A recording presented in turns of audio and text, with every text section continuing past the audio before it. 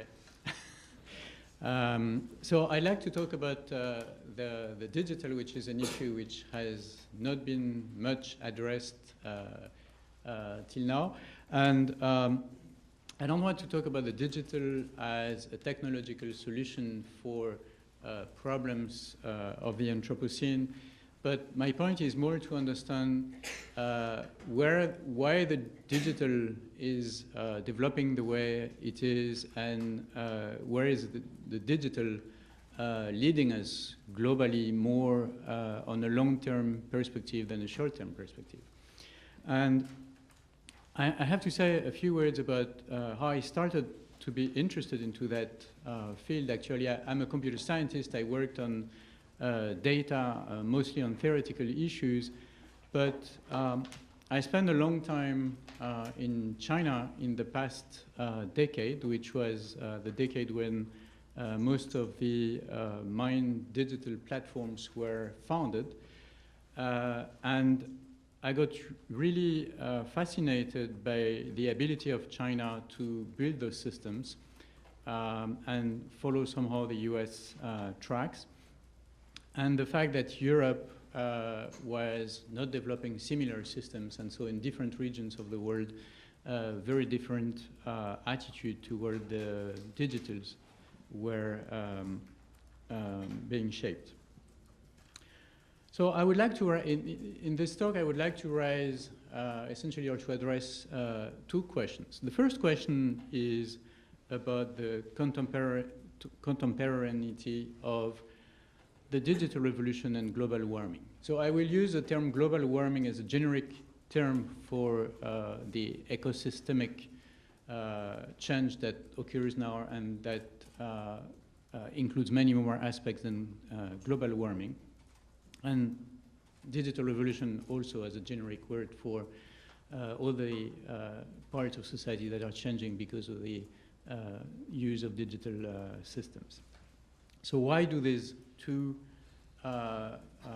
phenomena occur at the same time? How they are connected? That is my first question, and it's driving most of my research now. The second question I would like to ask is, the development is different in Europe and in the US, for instance. We know that, but is there something specific in East Asia? And I'd be mainly interested in Japan and China. And I do believe that there is a specific approach in those two countries, at least maybe in some other East Asian countries, with respect to the use of the digital as a governance mean for the Anthropocene. So let me come back to this question of the digital revolution and global warming. You could see them, I mean, they follow from technological developments, of course, but why? I mean, they both imply very strong transformation of society, and the adaptation to climate change and the mitigation of climate change will take place with digital system and technological systems based on the digital. Now, one can wonder, the digital revolution is touching all of us. We all have a tiny device in our pocket through which we access many services. And it's changing the structure of society in a way that could be related to changes of society that will be necessary or be caused by the adaptation to climate change. So let me come more precisely to the digital. The digital is a very confusing word. And these technologies and the usage of these technologies change very fast, and the vocabulary changes very fast. Information technology or information communication technology was the dominant word till 5 years ago, probably. Now the digital is the dominant word. The digital is a technological word. It's just the type of encoding. And so digital is opposed to analog. It's about the encoding of the information. It is relevant because digital made a lot of things possible, but in fact, the digital is about information, and information management and dealing with information can be rooted back very far in history. It really started being automatized together with the Industrial Revolution. Essentially, making one train is a problem of thermodynamics and steam engine, but making two trains is a problem of information. Otherwise, they will bump into each other. And so to ensure the management of train systems, you need information and automatic information processing. And together with the Industrial Revolution, the information technologies developed to, in fact, catch up with the complexity of industrial processes. In the mid-19th century, it was the first submarine cables were laid between continents. And so the telegraph was accessible in post offices, and you could send telegraphs from one continent to another continent, and information was flowing in an amazing way already at that time. So technology evolved massively, and I put essentially two pictures on that slide. You recognize a data center on the right and tiny devices on the upper left of the picture. Now, digital technologies have evolved in a very peculiar way.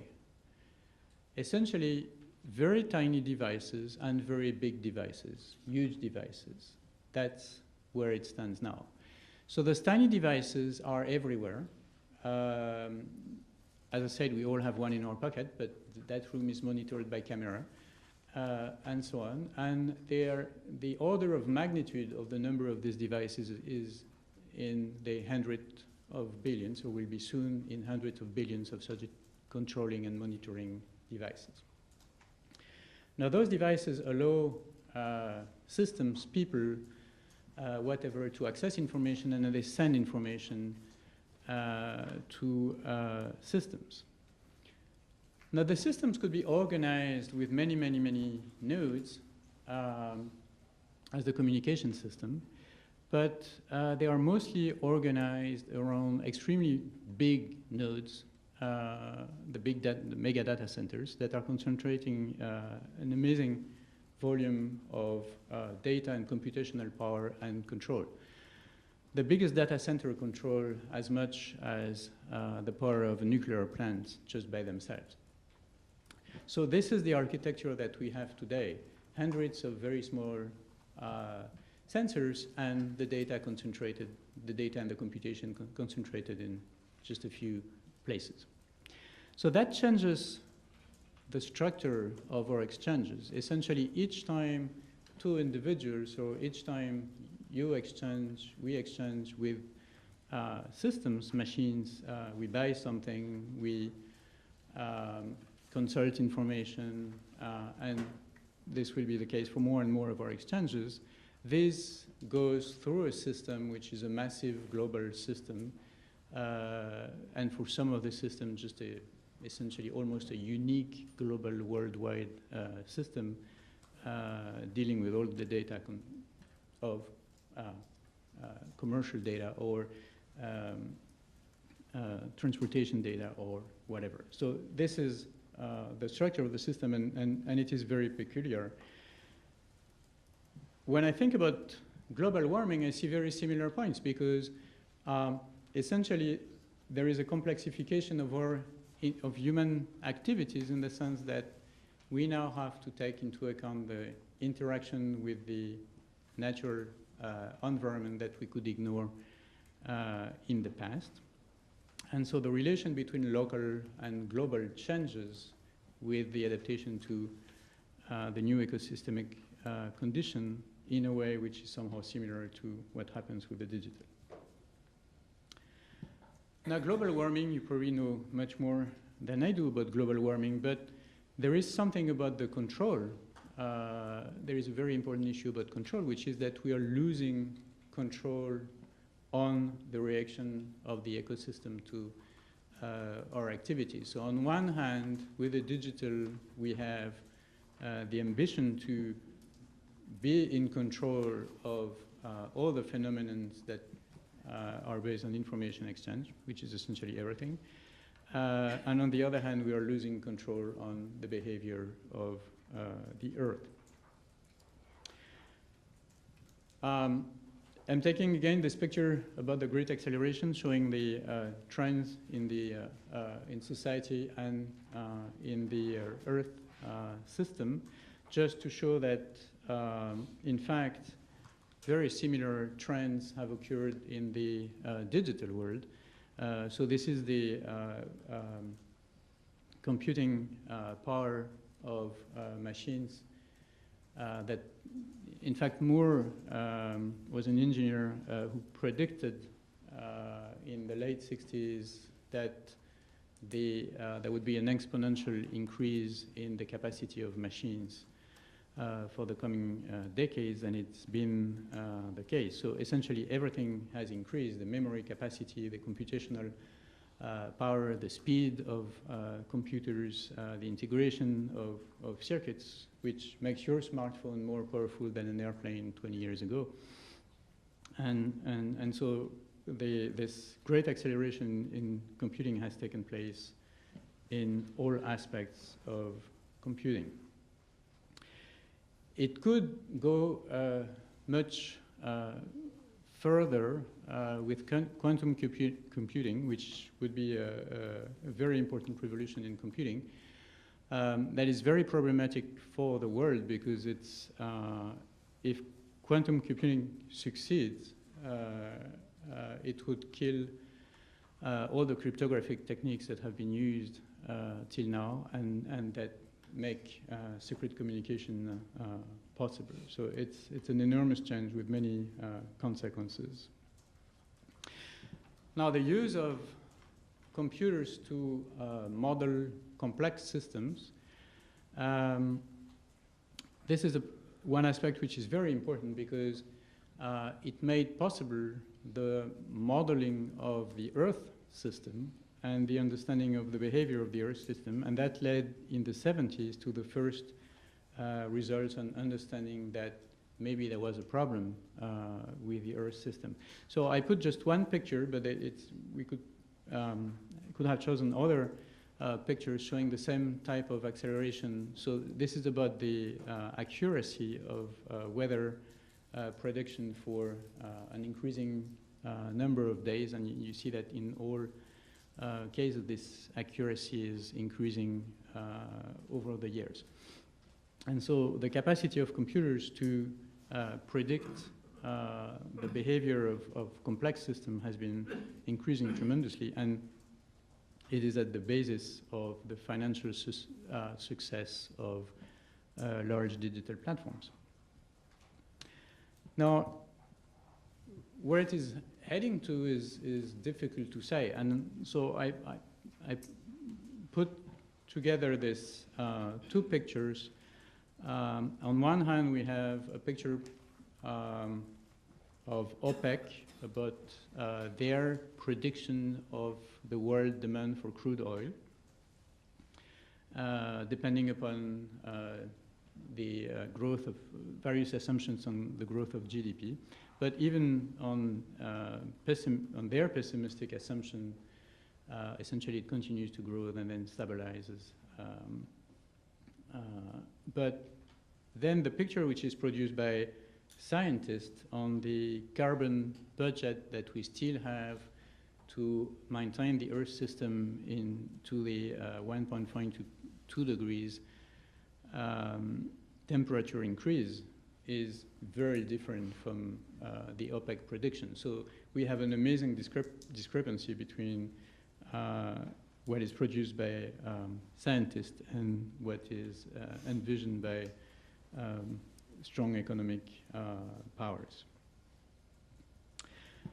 So that brings me to risks, and this is the picture of the analysis of the last global risk report of the World Economic Forum, and I put in the green area the risks that are analyzed by the World Economic Forum as the most likely, which is on the horizontal axis and that have the strongest potential impact.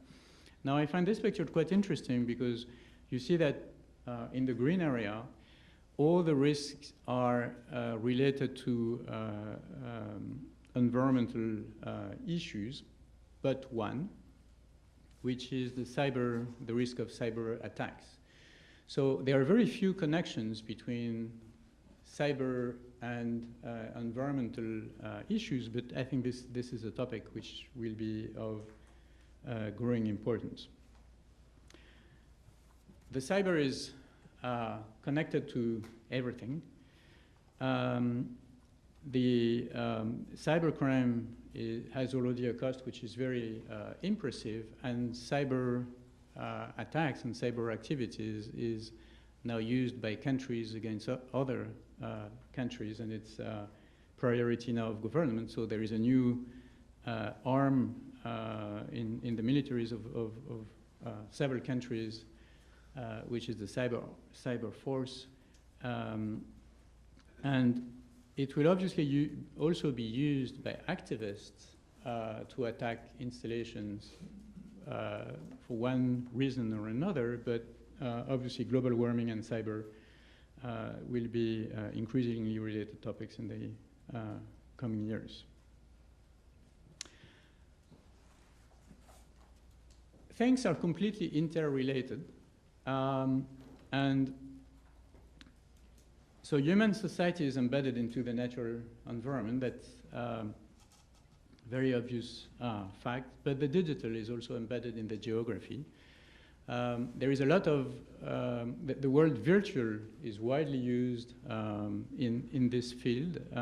I find it very counterintuitive because what the digital does is to materialize information that did not exist before. So what is called virtual is much more of a materialization than virtualization.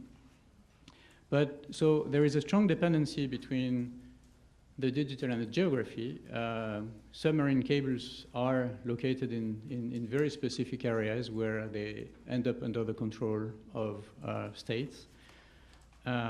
Most of the cables from between Europe, for instance, and North America arrive in the UK for very precise political reasons.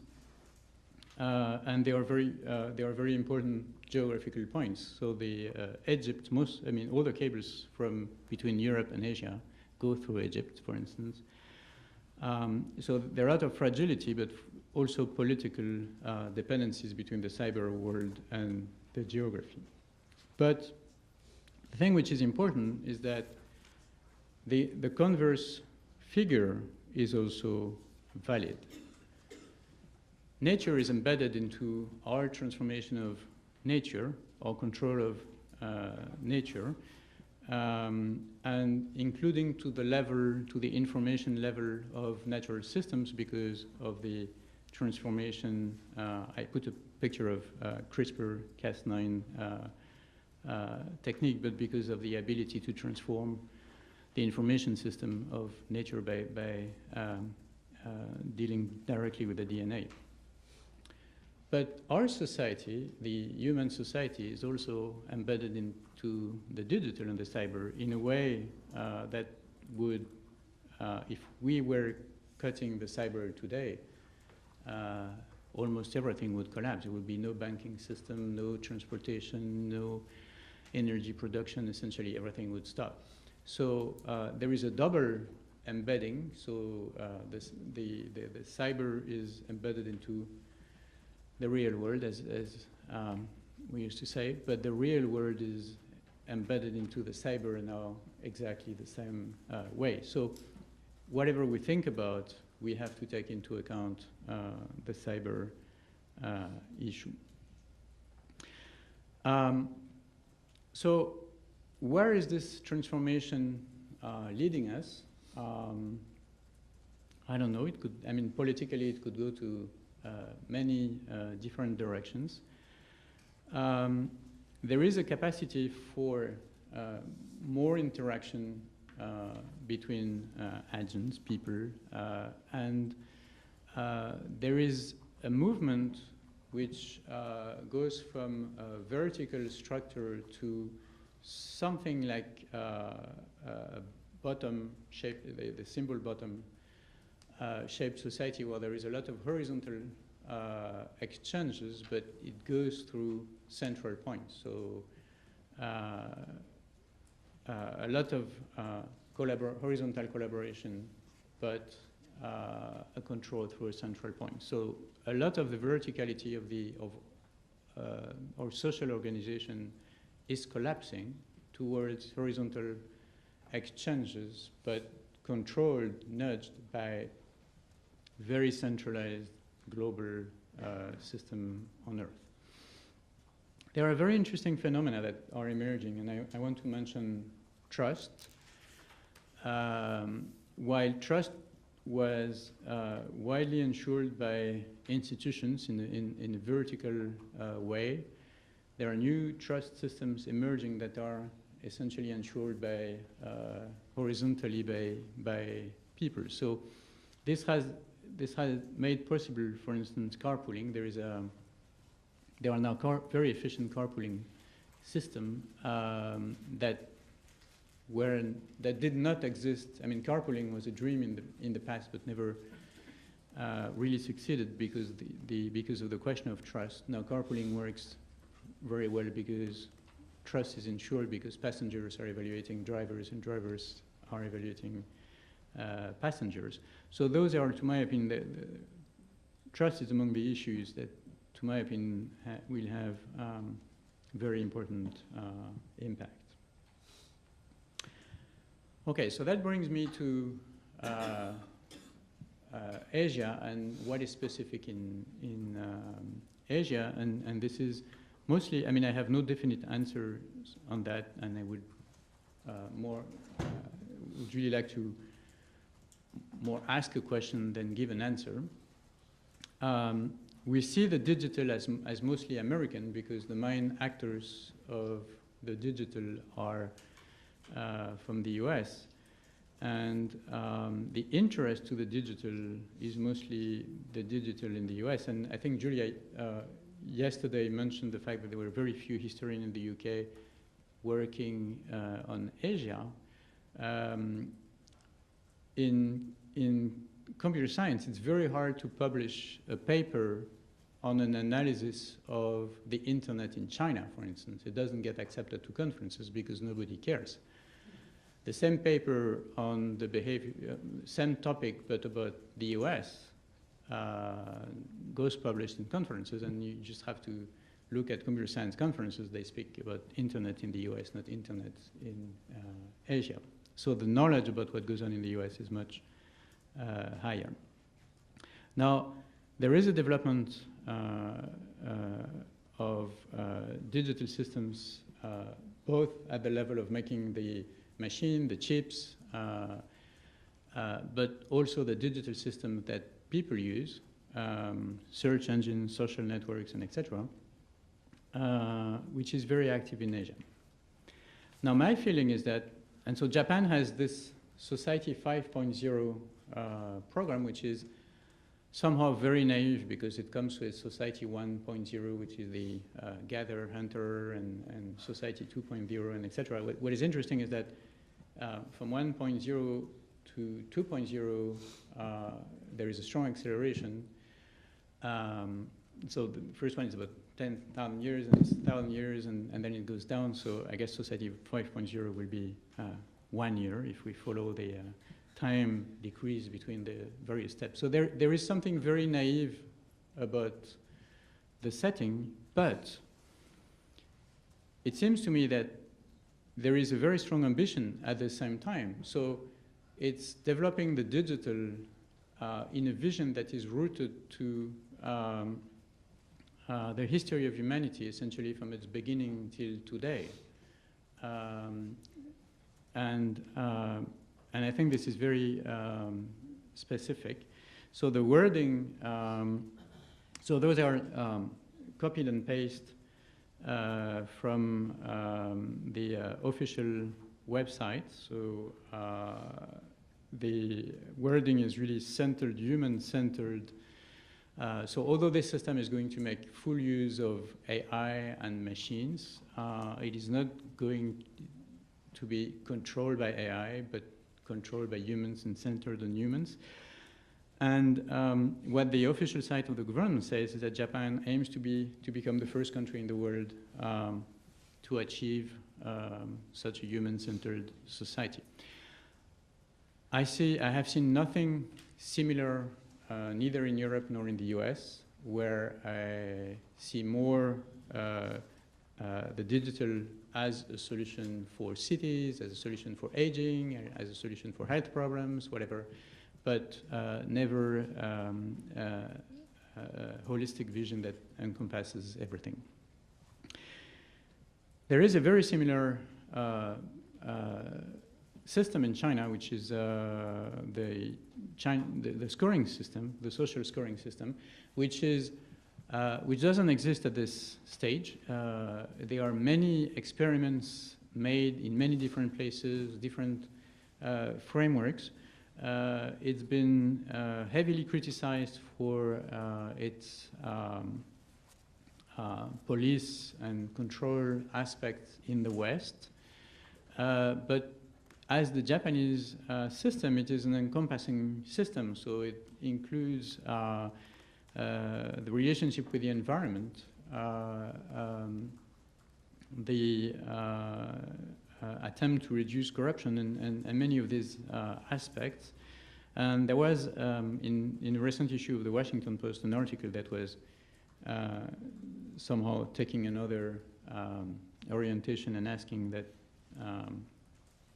social scoring system in China may be different from what we believe. Now, the same system exists in the US. It's not really discussed, but insurance companies, banks access very precise information about people that they get from data brokers that are combining information from different systems. It's not discussed socially, it's used by companies, but there is no social global vision of it. So the question I want to ask is there a vision emerging from Asia, Japan and China at least, from a use of the digital to create a new society that will be Anthropocene and compatible, or so I'm not answering that question, I'm just asking the question. And I would like to end on that picture, with a figure which is a painting by Aida Makato, who's a Japanese artist, and I love it because of the electrical poles that are collapsing, maybe because of natural catastrophe. So it's the electric and information system which is collapsing, but then the black birds, which we perceive also as signals, are, so it's a six panel screen, very classical in its form in Japanese art, but very depressing. And I don't show the details, but the details are more depressing than the picture I am showing. I'd like to conclude that picture. Thank you.